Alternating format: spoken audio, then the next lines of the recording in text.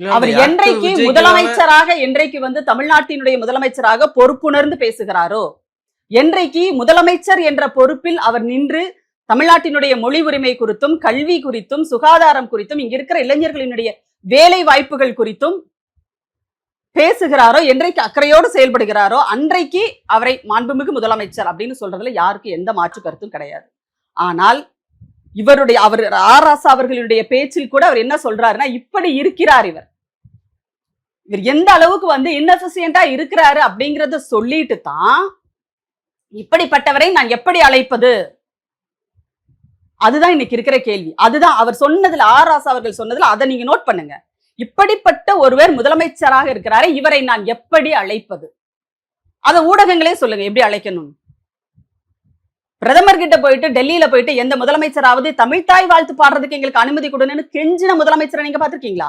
எடப்பாடி பழனிசாமி அவர்கள் கூட போய் அதை கெஞ்சினது கிடையாது. அது நம்ம மாநில பாடலை நாம பாடுறதுக்கு, நம்மளுடைய மாநில அரசினுடைய நிகழ்ச்சிகள்ல பாடுறதுக்கு எதுக்கு பிரதமர்கிட்ட போய் அனுமதி கேட்கிற நீ? அப்ப இப்படிப்பட்ட ஒரு முதலமைச்சரை, ஒரு கையாலாகாத முதலமைச்சரை எப்படி கூப்பிடுவாங்க? அவங்கவுங்களுக்கு எப்படி தோணுதோ அப்படிதான் கூப்பிடுவாங்க. அவர் தானே 1.25 கோடி மக்கள் ஓட்டு போட்டு ஜெயிக்க வச்சிருக்காங்க. அப்ப மீதி பகுதி மக்கள் ஓட்டு போடலையே. இவரே சொன்ன மாதிரி இங்க கொத்து போராட்டம் போட்டாங்கன்னா அப்புறம் மித்த இடத்துல கொத்து போராட்டம் உங்களை போட்டாங்களே, அதை பத்தி யார் பேசுறது? அதை பத்தி யார் பேசுறது? உங்களுக்கு பெரும்பான்மை கொடுத்துருக்காங்களா மக்கள்? கொடுக்கல இல்ல. அப்புறம் எப்படி நீங்க வந்து மோடி கிளைம் பண்ற மாதிரி தான் இவர் ஒவ்வொன்றையும் கிளைம் பண்ணிக்கிறாரு.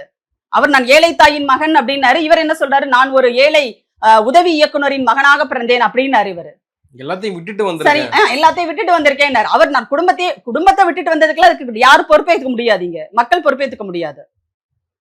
சரியா?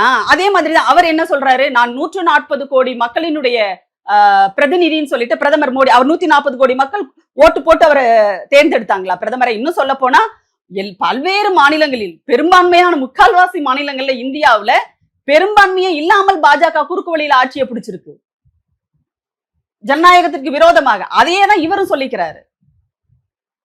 இதை வந்து நீங்க ஒப்பிட்டுக்க முடியாது. 1.25 கோடி மக்கள் எனக்கு வாக்களிச்சிருக்காங்க அப்படின்னா தமிழ்நாட்டினுடைய மக்கள் தொகை அவ்வளவுதானா? இல்ல வாக்காளர்களுடைய மொத்த தொகை அவ்வளவுதானா? மத்தவங்க